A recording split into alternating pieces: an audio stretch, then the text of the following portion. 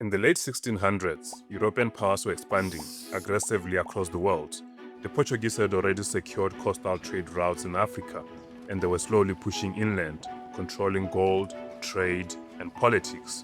But in southern Africa, something unexpected happened.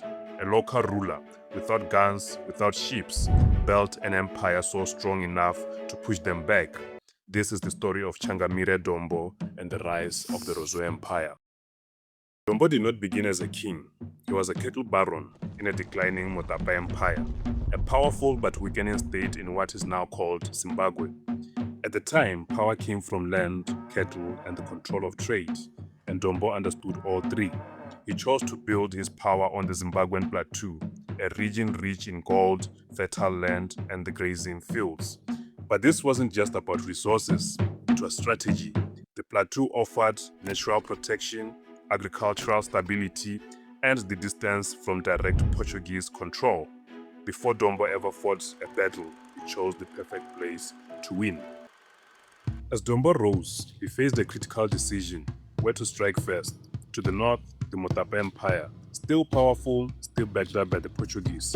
To the southwest, the Torwa Kingdom, weakened by internal conflicts. Dombo chose the Torwa, not because it was easy, but because it was smart. In the late 1600s, he moved quickly, capturing the Torwa capital, Danangombe, and just like that, he transformed from a regional player into the founder of a new empire.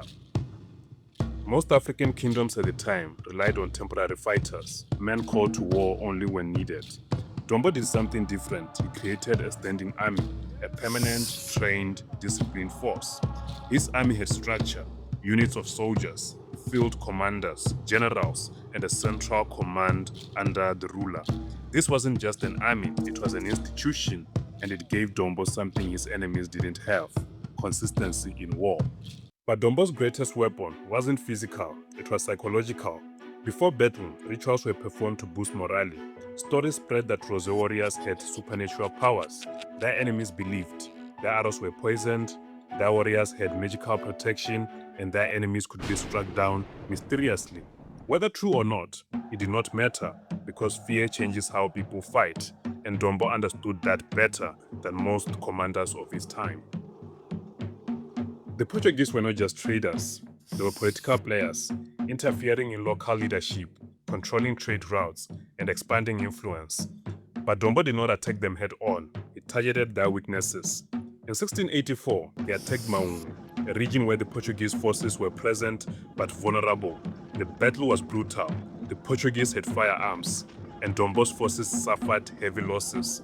But then, something changed. At night, Dombo ordered fires lit across the battlefield, creating the illusion of incoming reinforcements. The enemy panicked, the African allies fled, and the Portuguese retreated. It wasn't brute force, it was deception.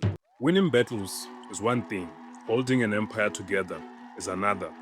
Dombo ruled using a mix of control and flexibility. He allowed conquered regions to maintain their local leaders and their economic systems, but he placed agents in their courts to monitor decisions and influence succession.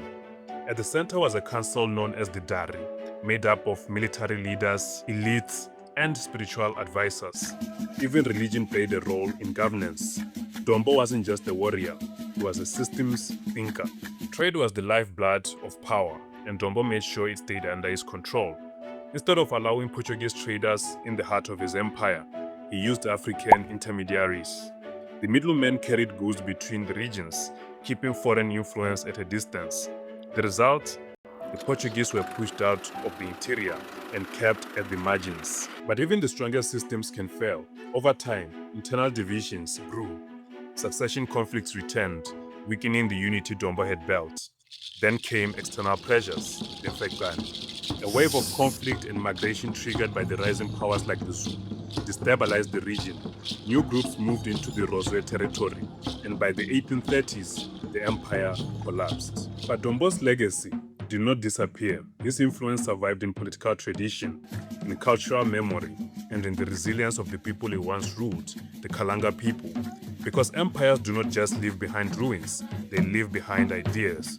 And Changamire Dombo's greatest idea was that power could be built not just through force, but also through strategy.